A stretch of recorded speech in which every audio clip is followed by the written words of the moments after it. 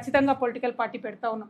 ఈరోజు శ్రీరామనవమి మంచి రోజు కాబట్టి మీ అందరికీ ఈ మాట చెప్పాలని చెప్పి, అది కూడా నిజామాబాద్ గడ్డ నుంచే మా సొంత ఊరు నుండే చెప్పాలని మిమ్మల్ని అందరికీ కూడా రిక్వెస్ట్ చేయడం జరిగింది.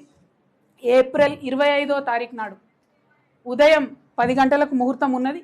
కాకపోతే పొద్దున్నే 10కే ఉంది ముహూర్తం కాబట్టి మా కార్యకర్తలతో చేసుకుంటా ఉన్నాం.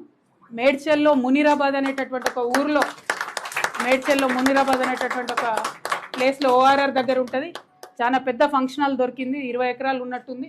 మా కార్యకర్తల కాడికే ఒక 30-35 వేల మంది పడతారు.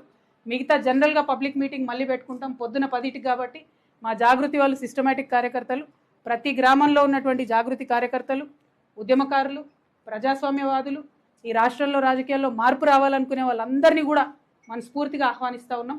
ఏప్రిల్ 25వ తారీఖు, వచ్చే నెల ఏప్రిల్ 25వ తారీఖు నాడు మార్నింగ్ 10 o'clockకి మేము జెండా ఆవిష్కరణ చేసి మా పార్టీ పేరు చెప్తాము. మంచి ముహూర్తం ఉంది. మీ అందరికీ తెలుసు, నేను ముహూర్తాలని బలంగా నమ్ముతా.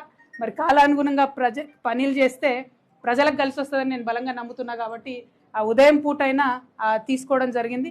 ఆ మొత్తం డీటెయిల్స్ అన్నీ కూడా ట్విట్టర్లో, ఫేస్బుక్లో, వాట్సాప్లో మళ్ళీ మీకు లొకేషన్తో సహా, ఆ హాల్ పేరు ఆద్య కన్వెన్షన్, అద్వయ కన్వెన్షన్, మునీరాబాద్. మార్నింగ్ 8 కల్లా మన కార్యకర్తలందరూ చేరుకోవాలి.